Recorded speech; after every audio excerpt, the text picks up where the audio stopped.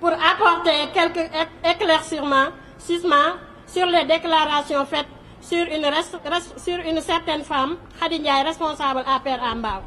Tout d'abord, nous nous inscrivons un faux sur les allégations soulevées en l'encontre de l'honorable député Awa Niang. Nous tenons à dire à l'opinion publique que la dame Khady Ndiaye, après avoir plébiscité Awa Niang coordination, a toujours été soutenue par cette dernière. Par exemple, lors du voyage à la Foire de France, Khady Ndiaye a bénéficié d'un crédit de 1 600 000 avec un billet d'avion aller-retour qu'elle n'a pas encore remboursé. Sans compter les toujours bénéficiés, nous tenons également à préciser que l'honorable Awa Niang n'a jamais détourné aucun sou des femmes avec la trésorière du parti Fatimata Sow est tangible. Nous, responsables des femmes, demandons à Khady Ndiaye de rembourser la somme due à la trésorière. Le département de Pikine a toujours été stable sous la coordination de Abdoulaye Timbo, mais depuis que Abdou Karim Sall est nommé,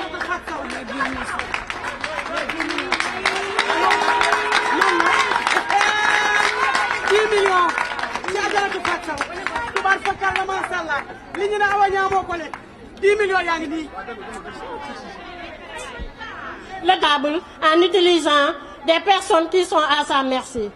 Pikine est dirigé aujourd'hui par des mains de maîtres dont Abdoulaye Timbo, coordonnateur, Awa Niang, présidente des femmes départementales. Cette dénigrée est plébiscitée, citée par une majorité écrasante des femmes du département de Pikine. Depuis lors, elle n'a cessé de ménager toutes les femmes du département avec la plus belle manière. Sans cesse sur les plans sociaux à l'occasion des fêtes religieuses, sans compter les sollicitations individuelles. Honorable député Awa Niang ne travaille que pour le président Macky Sall. Elle n'œuvre que pour la réaction du président Macky Sall et compte déployer toute son énergie dans le département de Pikine pour atteindre son objectif. Elle n'a pas de temps de faire des querelles de bord. Abdou Karim Sall utilise les moyens de l'État pour diviser et combattre les soldats du parti. L'OFNAC doit l'appeler. Il est devenu un distributeur automatique de millions, alors qu'avant, il ne le faisait pas. Si Mbao est aujourd'hui gagné par le Benno Bokk Yakaar, c'est grâce à l'apport du maire Ablaye Pouy et du DG Niokhobaye Diouf. Sans eux, Mbao ne serait jamais gagné par le président Macky Sall. Bouclier autour des responsables dignes de confiance qui œuvrent uniquement pour l'intérêt du parti, dont le coordonnateur Abdoulaye Timbo et la présidente des femmes Awa Niang. Vive Pikine, vive APR. Merci. na ñëpp déglu ndax ku ne moo demee nga am loo yóbbu ndax dafa am lu yëngu te li yëngu li ko yëngale ko ëpp doole dafa am ku waxal suñu présidente des femmes Adjaratou Awa Niang ne dafa détourné suñu 10 millions waxul dëgg Khady Ndiaye waxul dëgg les 10 millions sont là tey lañ ko retiré ji à la banque dañoo jël suñu 10 millions yóbbu ko à la banque denc ko fa léeg-léeg ñu génn ci dañu def suñuy marché ba 10 millions yi nekk na 12 millions 900 et quelque kooku suñu xaalis la ñoo ko moom Fatmata Sow moo ko denc Awa Niang laalul xaalis gisul xaalis ñun ñoo denc suñu xaalis man maay commissaire au compte man maa koy contrôler à tout moment kon nag Khady Ndiaye su bëggee lu mu wax na wax leneen boobu moom boobu doxul boobu amut ñun nag xam nañ ci ne ci ginnaawam muy Abdou Karim Sall mi nga xam ne mu ñëwee ci département ba léegi ñu jox ko les fonds de l'ARTP xuloo la ko doye ak xeex ci département bi commune bu ne dugg na fa dugg na Mbao dugg na Pikine Est dugg na Dalifort dugg na Guinaw Rail commune yëpp lay dugg na toog li ko président jox muy moyen du pour xeexukaay nu indexion nag directement le président de la République na wax ak Abdou Karim Sall na wax ak moom ñun les femmes du département de Pikine def nañ un bouclier derrière nos responsables le coordinateur Ablaye Timbo et la responsable des femmes Awa Niang mayatuñu ko dara depuis bés ni ki tey Abdou Karim Sall personnage non grata dans le département de Pikine xam nga ñoom bokkatuñu nee nañu dañ leen a jàppe nag comme personnage non grata dans le département de Pikine Abdou Karim Sall na toog bu du woon ak Ablaye Pouy bu du woon ak ñoxo Baye Diouf du mas a gañe mbaaw depuis présidentielle ba léegi musul gañe mbaaw c'est pour la première fois qu'il a gagné mbaaw te gañewu ko Ablaye Pouy moo ko gañe ak ñoxo Baye Diouf muy indi histoire képp ku ànd ak Ablaye Timbo dina la xeex li muy xeexee Awa Niang mu ngi ànd ak Ablaye Timbo ñu liggéey département bi ñun nag département moo ñu ñor département bi kese moo ñu ñor Khady Ndiaye mu ngi yoreel suñu xaalis bii mu ne dañ koo lekk lebal nañ ko ci 1 million 600 jox ko billet avion aller retour mu dem Paris foire ñëw nañu fay suñu xaalis avant tout nañu fay suñu xaalis balaa wax jee dem fenn nañu fay suñu xaalis dañ ko koo lebal may ñu ko nañu fay suñu xaalis ndax foire boobu du moom rek moo ci dem am na ay moromu jigéenam ñu ngi toog bi dem nañ si foire bi ñëwee dañoo remboursé suñu xaalis coow jubul moom nag suñu xaalis lañ ko laaj mu bëgg ñëw porte préjudice di wax naa Awa Niang la allo dara buy indexé na indexé Fatmata Sow wala mu indexé man Adja Maymuna mi toog Awa du moromo Awa du seen classe Abdou Karim Sall arriviste la kenn xamu ko fi woon depuis 2008 arriviste la ci APR président Macky Sall moo ko jox doole moo ko jox ARTP mu jël itam di ko doore ñi nous voulons que ça cesse. On a indexé directement le président de la République il n'a qu'à parler à Abdou Karim Sall na koy yemale su ko yemale wulee département de Pikine mayatuñ ko mu dugg fi si benn commune bu ñu dugg jigéen ñaa ngi taxaw di ko fa xaar duñ ko booleeg xale duñ ko booleeg mag ñun jigéen ñooy jàkkaarloog moom face à face du nee na œil sur œil dent sur œil on l'attend au tournant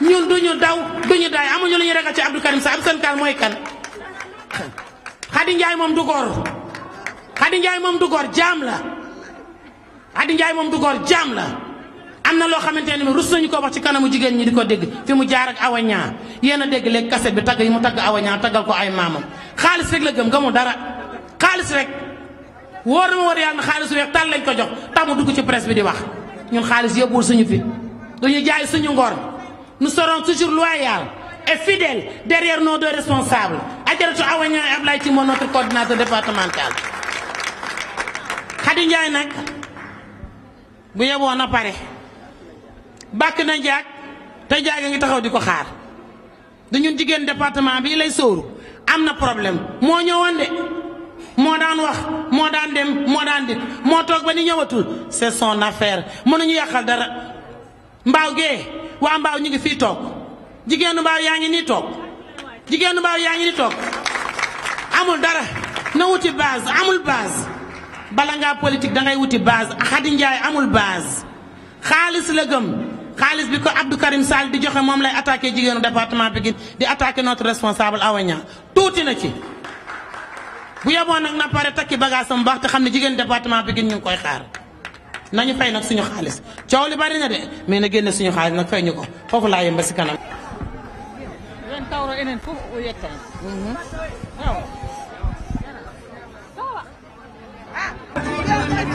wari na baax la yow. lan. yow ndaanaan nga mais mën a mu ragal amul. amul de. macha allah wax ji bëgg nañ ci ña nga sa ginnaaw di ko yokk.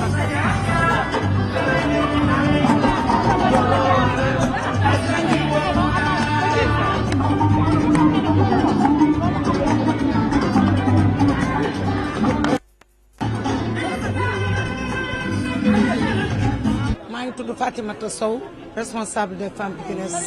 Pikines affaire et lan moo waral ndaje bi ban précision ngeen di indi ci par rapport ak coow li soxal 10 millions yi. waaw man maay trésorière départementale 10 millions yi Khady Ndiaye dafa juum ndax 10 millions moom war koon tudd ndax am na ci dem na ci voyage jox naa ko ci 1 million 600 jox naa ko ci 1 million 600 mu commencé naa versé ndax ku dee dinañ la ber waa ndax Khady Ndiaye ñun la àndaloon ci xeex bi ne Awa Niang na nekk présidente femme kon bu toogee tey nag Awa Niang du présidente femme kon juum na xaalis bi mu wax 10 millions man maay trésorière Awa Niang musta laal dërëm man mii maay trésorière Maya Ndour mooy sama adjointe Maïmouna Kane mooy commissaire au compte. xaalis bu bëri daan koy wane xaalis boobu ci ñaata la doon. xaalis boobu 10 millions man maa ko retiré ci sama compte ndax xaalis dañ ma ko jox y a 10 jours ma dem jëli ko ci compte bi fa laa ko jëlee. mais est-ce que amul incohérence ci loolu tey nee ngeen pare 10 millions la woon ci biir 10 millions yi génn nañ ci 1 million lebal ci Khady Ndiaye ba mu commencé lii bokkul lan moo est-ce que entre temps moom dafa fay lépp comme mat wala lépp. 10 millions tey yi bokkul ak 16 millions du département de Pikine 16 millions commune bu ne dañ laa jox 1 million nga joxe par 100 000 ñi amul woon ci financement Moustapha Diop ñu defee ko noonu 16 millions. 16 millions yooyu moom la ñuy ci la ñuy dindi ku dee ci lañ lay jaalee kuy xew ci lañ lay jox kuy dem tukki ci lañ lay jox Khady Ndiaye ci lañ ko jox 1 million 600 ci fédération départementale 10 millions yi yàgguñu ko versé yàgguñu ñu ko jox ndax 10 millions yi marché lañ ko def am 14 millions dugal ñu ci sama compte 10 millions. Khady Ndiaye ci 16 millions yi lañ ko lebal bokkul ak lañ ko jox ci commune am pour mu l'Oberville jox ko jigéen ña. te xaalis boobu est-ce que moom mu ngi fay. man de ñetti yoon la ma joxagum fay. jox na ma 4 fois kon astafurlah jox na ma 200000 ndax dama bëgg mu leer bu tontu mu xam ne muy tontu jox ma 275000 jox ma 200000 joxaat ma 200000 jox ma 100000 barki démb ñu jox ko doomam. kon mu ngi fay. léegi bañ ko ba nit ñi kaase bëgg a dem këram ndax recouvrement lañ bëgg a dem soxna Ndiaye woo ko ne ko dañuy def recouvrement ci la commencé fay mer ñun nag Awa Niang lañ am tey moom la ñu am ëllëg mu ñuy dimbali am Ablaye Timbo mooy le coordinateur nekkoon fi ba dara nekkul dara kon ki ne ci gannaam ñun xam nañ ko mooy Abdou Karim Sall te duñ ci marché Abdou Karim fi la ñu fekk Ablaye Timbo labouré terrain bi kon du ñëw di ko buddi duñ ko nangu ñun département Pikine duñ ko nangu Awa Niang nekk fi nag di ñandu ànd ak yàlla na yàlla yërëm Falmata Maxtaar yàlla weddi yàlla indi Awa Niang ñu ànd ak moom lu ñu soxla Awa Niang dinañ ci fekk su suñu bët xonqee Awa Niang dinañ ci fekk te suñu moromu jigéen la kon mu ngi ñuy defal nit du xew. coow li yéen femme département de Pikine lan ngeen si bëgg coow li fu mu nekk nii parce que APR est-ce que du APR moo si perte yéen lan ngeen bëgg si coow li fu mu nekk nii. ñun coow li amuñ ci perte Abdou Karim lañ wax na dégagé président da ko jox arme boo xam da koy xeex ak ñun.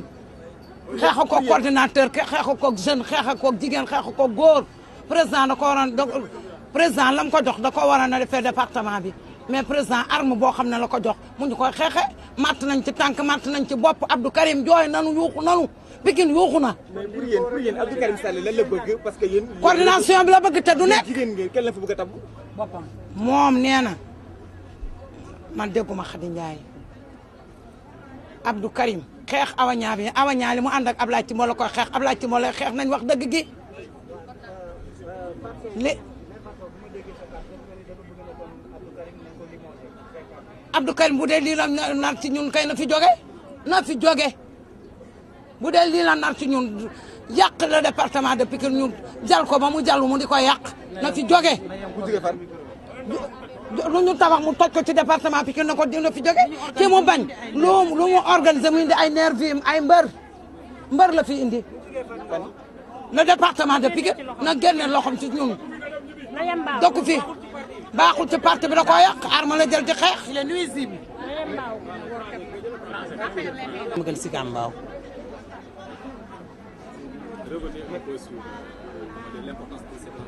L'importance de ces rencontres, c'est qu'on a indexé on a accusé notre responsable des femmes, Awa Niang,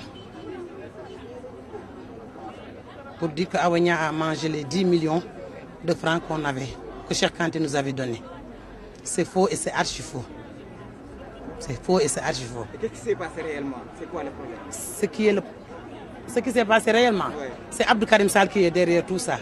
Puisque Abdou Karim Sall ne représente rien dans le département. Il est nuisible dans le département de Pikine. Vous avez brandi une somme, ça a été estimé à combien? À 10 millions. On avait fait une soirée. On avait eu 16 500 000. Les 16 500 000, on les finance les femmes. Mais Khady Ndiaye en avait 1 million pour la commune de Mbao. Les femmes de Mbao n'ont rien vu. Est-ce qu'il verse 1 million là? Il rembourse? Non, ça reste jusqu'à présent. Il a remboursé combien? Oui, puisqu'elle est notre responsable départementale. Si Khady Ndiaye a quelque chose à dire, elle n'a qu'à s'adresser à nous. Nous sommes les responsables des femmes comme elle. Elle n'a qu'à s'adresser à nous, mais elle nous a remboursé, c'est la trésorière qui connaît la somme. Mais depuis qu'on a dit qu'on va chez elle pour faire des recouvrements, elle s'est fâchée contre nous, elle a dit venez, je vous attends. Mais quand même, elle rembourse. Ça ne fait pas longtemps qu'elle a commencé à rembourser. Mais on lui a donné l'argent, ça fait maintenant plus de 10 mois. Elle a commencé à rembourser, ça fait maintenant 3 mois. Et vous avez cité le nom d'Abdou Karim Sall. Qu'est-ce qu'il représente? Abdou Karim Sall veut prendre le département de Pikine comme coordinateur. Mais ce n'est pas comme ça qu'on prend le département. Il n'a qu'à faire doucement. Et il ne l'aura jamais dans ses mains. Il ne l'aura jamais dans ses mains, Abdou Karim Sall. C'est Abdoulaye Timbo qui est notre coordinateur. Puisque 2008, nous sommes avec Abdoulaye Timbo dans le département de Pikine. Tout le terrain, c'est Abdoulaye Timbo qui l'a labouré. On est derrière Abdoulaye Timbo. Et le mot d'ordre, c'est quoi? Le mot d'ordre, c'est qu'il dégage. Puisqu'il est nuisible dans le département de Pikine. Il reste en bas, là, il y a Abdoulaye Pouy qui est là-bas. Il y a Nyokoba Diop qui est là-bas. Il n'a qu'à les affronter et nous laisser nous en paix. Il n'a qu'à nous laisser en paix. Il n'a qu'à nous laisser en paix. Merci. Je m'appelle Adja Maïmouna Kane, la responsable des femmes de Diamaguène Sicap Mbao.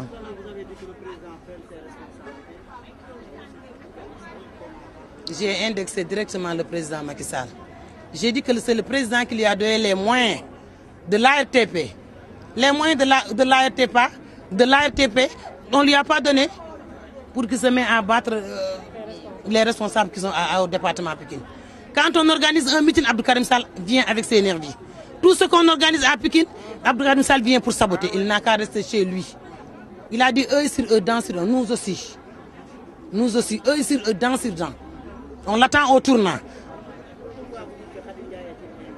Est une ingrate.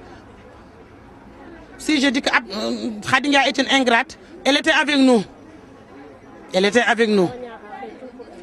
Awania a donné à Khady Ndiaye tout. Awania a donné à Khady Ndiaye tout. Mais elle ne devait pas réagir comme ça. C'est une ingrate. Ce qui nous lie est au-delà de l'histoire. Il est enraciné dans la préhistoire. Il tient à la géographie, à l'ethnie et partant à la culture. Il est antérieur au christianisme. Il est antérieur à l'islam. Il est antérieur à toute colonisation. C'est cette communauté culturelle que j'appelle africanité. Et je la définirai comme l'ensemble des valeurs africaines de civilisation.